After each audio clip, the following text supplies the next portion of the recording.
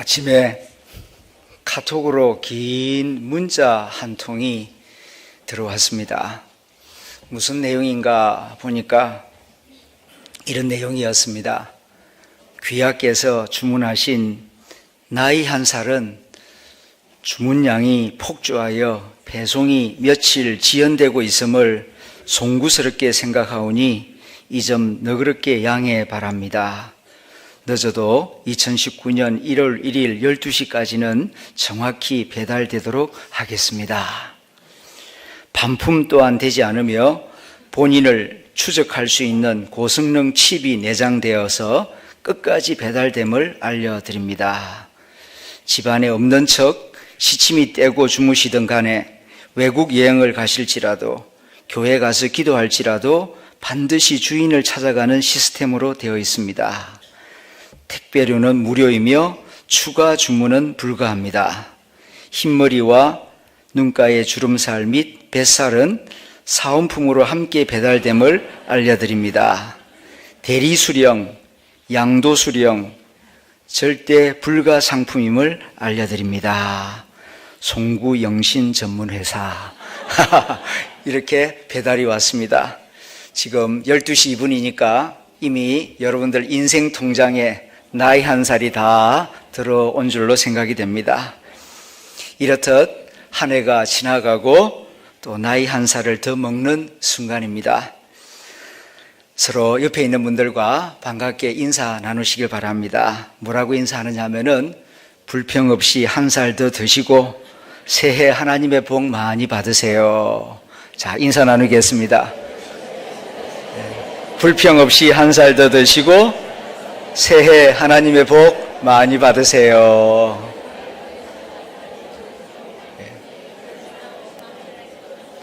싫든 좋든 이제 2018년도는 지나갔습니다. 그리고 2019년 새해를 맞이하는 첫 시간입니다. 새해 하나님의 은혜와 지혜와 인도하심이 여러분들의 삶 가운데 함께 하시기를 축원합니다. 새해를 시작하는 우리에게 하나님은 여호수아 7장 13절 말씀을 주십니다. 너희는 스스로 성결케 하여 내일을 기다리라. 너희는 스스로 성결하게 하여 내일을 기다리라. 이것이 우리에게 주시는 하나님의 말씀입니다. 한번 따라해 보실까요? 스스로 성결하게 하여 내일을 기다립시다. 스스로 성결하게 하여 내일을 기다립시다. 원래 이 말씀은 하나님께서 여호수아에게 주신 말씀입니다. 어떤 배경 속에서 이 말씀을 주셨느냐 하면 여호수아가 여리고성 전쟁에서 크게 승리를 거둔 다음 두 번째 전투 아이성 전투를 위해서는 3,000명의 군사를 보냅니다. 왜냐하면 여리고성에 비하여 아이성은 적은 성이었기 때문에 수만 명이 갈 필요가 없고 그저 한 2, 3천 명 보내면은 충분히 정복할 수 있을 것이다. 이렇게 쉽게 생각을 하고 3,000명을 보냈는데 패배하였습니다. 전쟁에서 36명이 죽고 이스라엘 군인들은 다 도망치고 말았습니다. 이로 인하여서 여호수아는 크게 슬퍼합니다. 크게 낙심합니다. 알고 보면 크게 슬퍼할 일도 크게 낙심할 일도 아닙니다. 왜냐하면 3,000명 보내가지고 36명 죽었으니까 퍼센티지로 따지면 1.2% 손실이 있을 뿐이었습니다. 그런데 여호수아는 엄청나게 충격을 먹고 크게 두려워합니다. 거기에는 이유가 있습니다. 이스라엘 백성들이 지금까지 출애굽하고 광야를 지나서 여기까지 올 수 있었던 것은 오로지 하나님이 함께 하셨기 때문입니다. 400년 동안 노예 생활하던 백성들이 탈출 애굽한다는 것은 불가능한 일입니다. 어느 나라 역사 가운데에서 400년 동안 식민 지배를 받았는데 그 민족성이 소멸되지 아니하고 그 나라에서 탈출해서 독립국가를 세운 그런 역사가 히브리 민족 이외에 누가 있습니까? 우리나라는 36년 일본 식민 지배를 받았는데도 지금까지 그 상처와 아픔이 남아있는데 만일 10배 360년 지배를 받았다면 우리 민족은 사라지고 말았을 것입니다. 그런데 히브리 민족은 400년 동안 종살이를 했는데 소멸되지 아니하고 애굽에서 나와서 자기 독립민족 국가를 이루었습니다. 그것은 이스라엘 민족이 강하고 지혜로워서가 아니라 하나님께서 히브리 민족을 붙드시고 함께 하시고 도와주셨기 때문입니다. 그리고 광야 40년 생활을 하는데 물도 없고 집도 없고 길도 없는 그 시나이 광야에서 히브리 민족이 죽지 아니하고 살아남았습니다. 이 또한 큰 기적입니다. 이것은 하나님이 히브리 민족과 함께 하셨고 도와주셨기 때문입니다. 그리고 요단강을 건너와서 철벽성과 같은 그 여리고성을 싸우지 않고 피 흘리지 않고 정복하고 승리할 수가 있었습니다. 이 또한 하나님의 도우심, 하나님이 이스라엘 민족과 함께 하셨기 때문입니다. 이런 사실들을 당시 중동 세계 여러 민족들은 다 듣고 있었고 알고 있었고 그래서 두려워하고 있었습니다. 천지 만물을 창조하신 여호와 하나님이 저 이스라엘 민족과 함께 하신다. 그래서 작지만 이스라엘 민족을 두려워하고 있었는데 이번 아이성 전투에서 이스라엘이 패배했다. 이 소문이 이제 사방으로 퍼져나가면 이스라엘은 끝장입니다. 아이성 전투에서 이스라엘이 패배한 것을 보면 이제 여호와 하나님이 이스라엘 민족을 버리시는구나, 떠나가시는구나 그렇게 생각할 것이고 그러면은 주변에 있는 많은 민족들이 더 이상 이스라엘 민족을 두려워하지 않을 것입니다. 그리고 이스라엘 민족을 쳐들어와서 함부로 대할 것입니다. 이것을 예상한 여호수아는 슬프고 두렵고 불안해하는 것입니다. 그래서 오늘 본문 7절을 보게 되면 여호수아가 옷을 찢고 여호와의 법궤 앞에 땅에 엎드려 머리에 티끌을 뒤집어 쓰고 탄식을 하고 있습니다. 슬프도소이다 주 여호와여 어찌하여 이 백성을 인도하여 요단을 건너게 하시고 우리를 아모리 사람의 손에 넘겨서 멸망시키려 하십니까?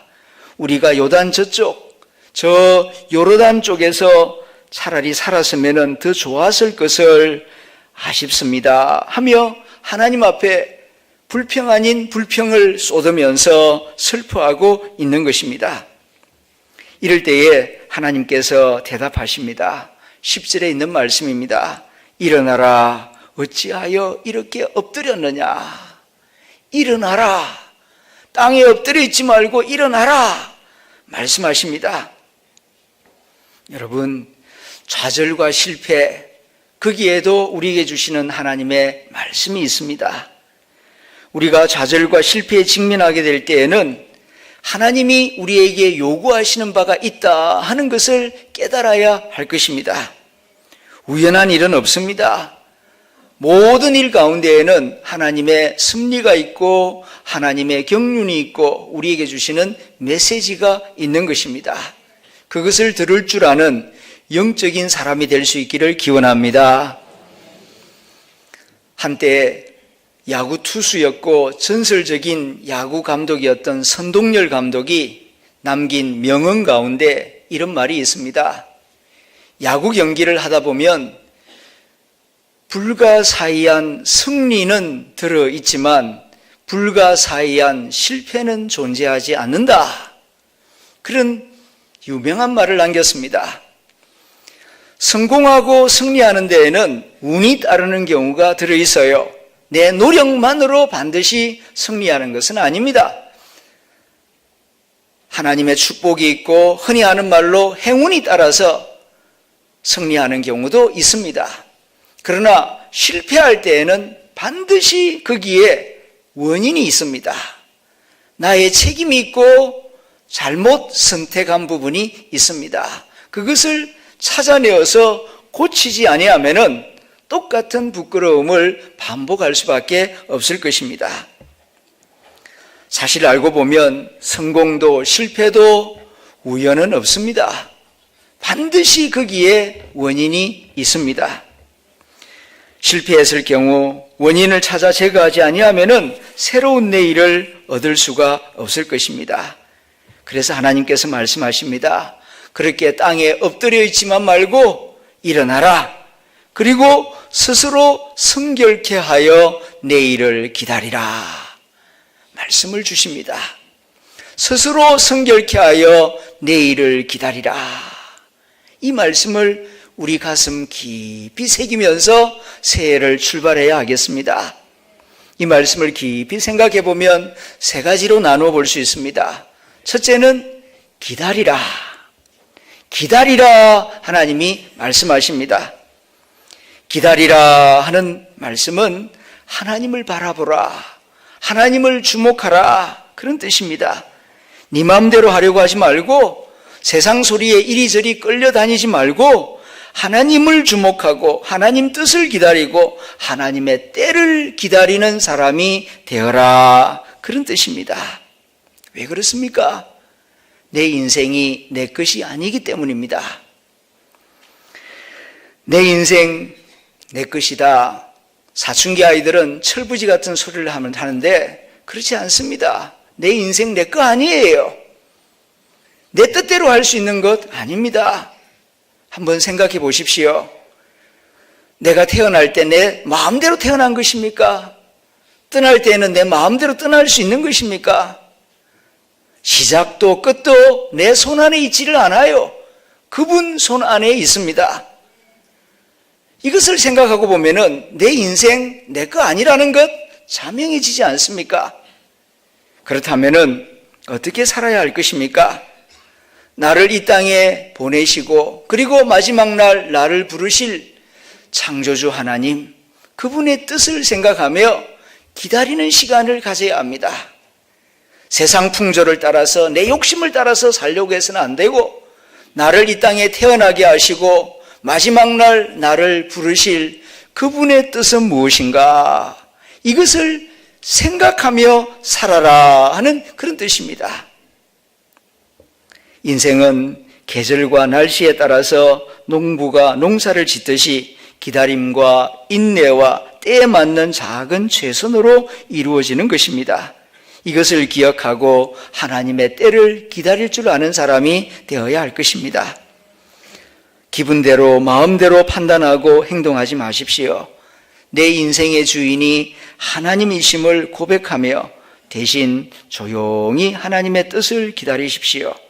그동안 받은 말씀들을 묵상하며 조용히 기다리세요. 이것이 복된 내일을 얻기 위한 첫 번째 조건입니다. 두 번째로는 내일을 기다리라. 하나님께서 말씀하십니다.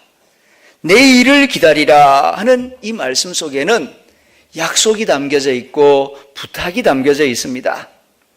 약속이라 함은 하나님께서 새로운 기회를 예비하고 계신다 하는 뜻입니다. 하나님께서 내일을 기다리라 말씀하실 때에는 대책 없이 아무에게나 이 말씀을 하시는 것이 아닙니다. 하나님이 사랑하는 자, 하나님이 택하신 자, 하나님이 동행하기를 원하는 사람에게 이 말씀을 주시는 것입니다. 그러므로 내일을 기다리라 하는 이 하나님의 음성을 들을 수 있는 사람은 복된 사람입니다. 하나님이 그를 위하여 복된 내일을 예비하고 계시기 때문입니다. 또한 부탁의 의미가 담겨져 있습니다. 내일을 기다리라 하는 말씀은 단순히 시간을 기다리라 그런 뜻이 아니고 믿음으로 기다리고 간절한 기대와 소망을 가지고 기다리라 하는 뜻입니다. 내일은 하나님의 큰 선물입니다. 다른 것 다 가지고 있어도 하나님이 내일을 주시지 아니하면은 소용없습니다. 다 놓고 가야 하지 않겠습니까? 내일이라고 하는 선물, 하나님이 주시는 아주 큰 선물입니다.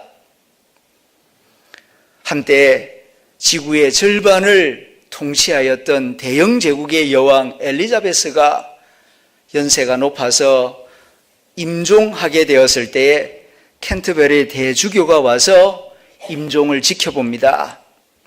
여왕 폐하, 마지막 때가 가까운 것 같습니다. 마지막으로 하실 말씀이 없습니까? 그럴 때에 그 여왕이 남긴 유명한 말이 있습니다. Oh God, give me tomorrow and then I'll give you the half of my territory. 하나님, 나에게 내일을 주십시오. 내일만 주신다면 내 영토의 절반을 드리겠습니다. 그렇게 간절하게 부탁했지만은 하나님의 때가 되었을 때에는 가차없이 불러가십니다. 묵은 해를 보내고 새해를 맞이하는 우리에게 하나님은 말씀하십니다. 내일을 기다리라. 너를 위하여 내가 복된 내일을 준비하고 있다. 그러므로 나를 바라보라 말씀하십니다. 그리고 세 번째로는 내일을 기다리되 스스로 성결하게 하여 내일을 기다리라 말씀하십니다. 아무에게나 하나님께서 복을 주시는 것이 아닙니다. 자기 자신을 성결하게 할 때에 하나님께서 복된 내일을 주시겠다고 약속하고 있는 것입니다. 그렇다면 성결하게 한다는 것이 무슨 뜻이겠습니까? 두 가지 뜻이 있어요. 첫째는 생각을 똑바로 한다는 뜻입니다. 잘못된 행동에는 이전에 잘못된 생각이 있습니다. 이스라엘이 아이성 전투를 자기들만의 싸움이라고 잘못 생각하였습니다. 자기들이 마음만 먹으면 얼마든지 승리할 수 있고 자기들의 노력으로 승리했다고 생각합니다. 아닙니다. 여리고성 전투도 알고 보면 하나님께서 함께 하신 전쟁이었고 아이성 전투도 하나님이 함께 하신 전쟁이었습니다. 제약의 땅 가나안을 진멸하시는 하나님의 심판으로서 그 전쟁이 이루어졌던 것입니다. 이 일에 이스라엘은 쓰임을 받고 있었는데 이스라엘은 이 사실을 알지 못하고 우리 힘으로 이겼다. 우리가 이겼으니 전리품은 다 우리 거다. 우리 거니까 우리 마음대로 해도 된다. 그래서 노략질을 하고 도둑질도 하고 거짓말도 하는 이런 행동을 하였던 것입니다. 이건 잘못된 생각입니다. 그러므로 성결케 하려면은 잘못된 행동 이전에 잘못된 생각을 먼저 고쳐야 합니다. 내가 누구입니까? 하나님은 누구이십니까? 나의 사명과 나의 책임은 무엇입니까? 성경적으로 바른 이해와 지식을 가져야 자기 자신을 성결하게 만들어 나갈 수가 있을 것입니다. 나는 누구입니까? 이 말씀을 듣는 분 가운데에서 연세가 높으신 분들은 혹 이런 생각을 하실지 모르겠습니다. 목사님, 스스로 성결케 하여 내일을 기다리라 하는 말씀은 청년들에게나 해당되는 말씀이지 우리 같은 나이 많은 사람들에게는 무슨 해당 사항이 있겠습니까? 이미 살 만큼 살았는데. 그것은 잘못된 생각입니다. 옛날 생각입니다. 2015년 유엔에서 새로 발표한 생애 주기별 연령 지표가 나왔습니다. 나온 지 벌써 3년이 지났죠. 거기에 보면은 미성년자는 0세부터 17세, 청년은 18세부터 65세, 이게 유엔의 기준입니다. 중년은 66세부터 79세, 그러니까 78세, 79세는 중년이에요. 그리고 80세부터 99세가 비로소 노년입니다. 그리고 좀 장수했다 하면은 100년이 넘어야, 100세가 지나야 이제 유엔 기준에 따르면은 장수축에 들어간다는 것입니다. 그러니까 나이 80이 되지 않으신 분들은 노년이라고 말하지 마시길 바랍니다. 나는 아직 중년이요 그리고 60대는 청년이다. 저의 이야기가 아닙니다. 유엔이 정한 기준이 이렇다는 것입니다. 그러므로 이제 글로벌 시대이기 때문에 좀 세계적인 기준을 가지고 자기 자신을 바라보아야 할 것입니다. 하나님은 모세를 80세에 부르셨습니다. 아브라함은 75세에 부르셨습니다. 중요한 것은 육체의 나이가 아니라 마음의 나이인 줄로 생각합니다. 그러므로 마음을 새롭게 하시기를 바랍니다. 세상 풍조에 따라서 육신에 따라서 판단하지 마시고 하나님의 말씀을 기준으로 삼아서 마음을 새롭게 가지고 생각을 새롭게 하는 것이 스스로 성결케 하는 길인 줄로 믿습니다. 두 번째로는 아간을 제거하는 것입니다. 스스로 성결케 하라. 이스라엘 진영 가운데에서 악을 제거하라. 그 악이 구체적으로 무엇이냐 하면 도둑질한 아간을 의미합니다. 아간은 실제로 전쟁 가운데에서 약탈을 했습니다. 이것은 하나님의 뜻을 이루기 위한 거룩한 전쟁인데 도둑질을 함으로써 이 전쟁을 아주 나쁜 전쟁으로 만들어버렸습니다. 그는 외투 한 벌과 은 200세겔, 금등이 하나를 감추었습니다. 이 때문에 하나님께서 패배하게 하신 것입니다. 그래서 땅에 엎드리고 있는 여호수아에게 말합니다. 너는 일어나라. 그리고 스스로 성결케 하라. 그 다음 내 일을 기다리라. 그리하면 내가 다시 너에게 승리를 안겨줄 것이며 복된 내 일을 안겨줄 것이다 말씀하고 있습니다. 아간을 제하라. 아간을 제한다는 것이 영적으로 어떤 뜻이겠습니까? 탐심을 제거하라는 뜻입니다. 이 아간이 왜 이런 도둑질을 했습니까?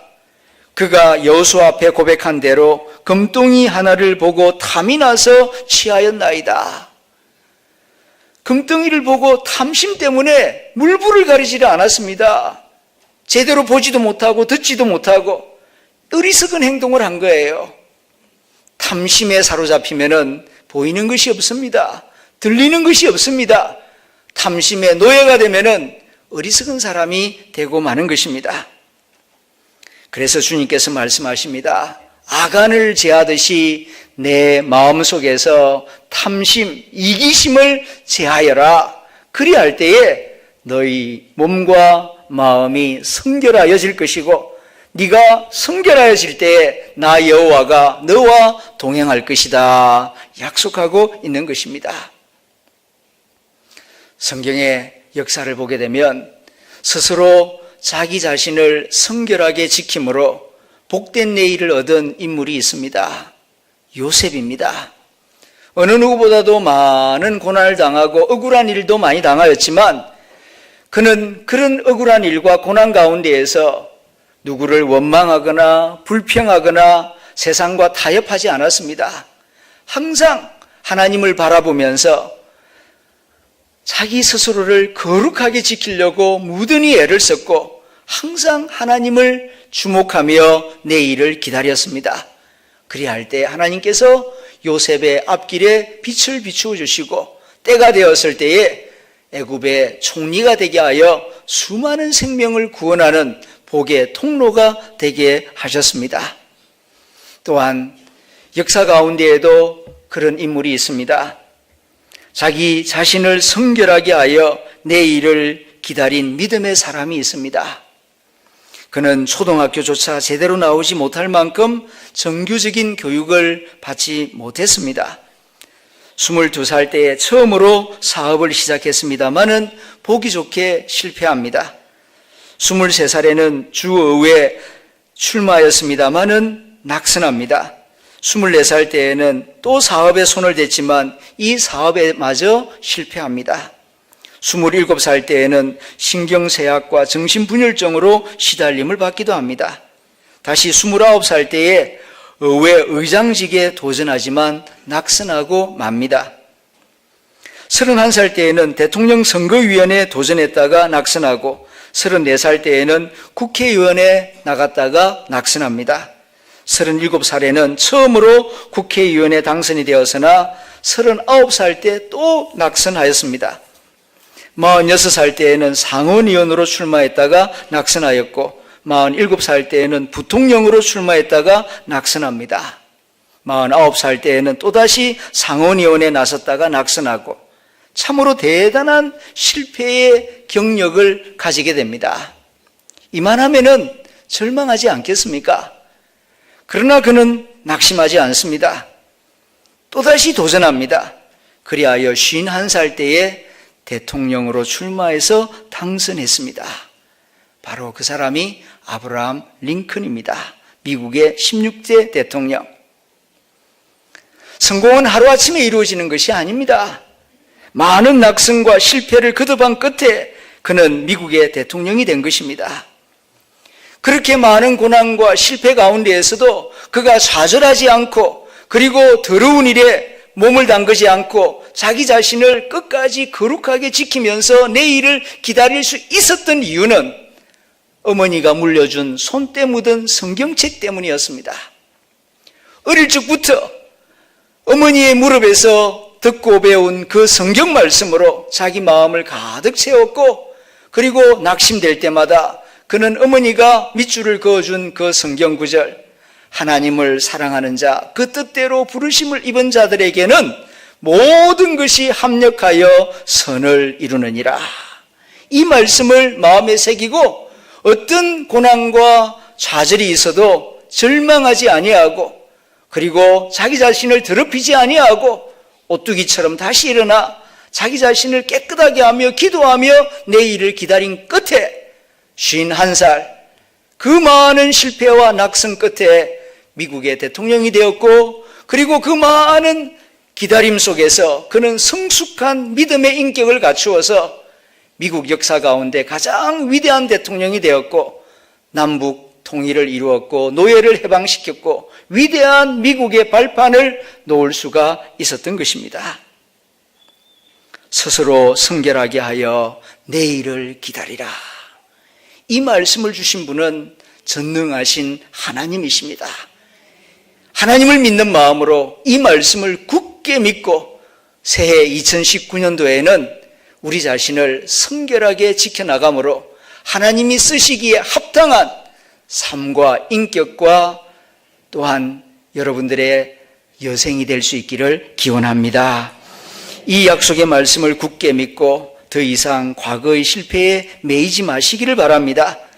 환경이나 내 자신도 바라보지 말고 대신 하나님을 바라보고 하나님의 약속을 굳게 믿고 내 자신을 성결하게 준비하여 새해를 힘차게 시작합시다. 살아계신 하나님께서 저와 여러분의 앞날에 큰 복을 내려주실 줄로 믿습니다. 기도하겠습니다.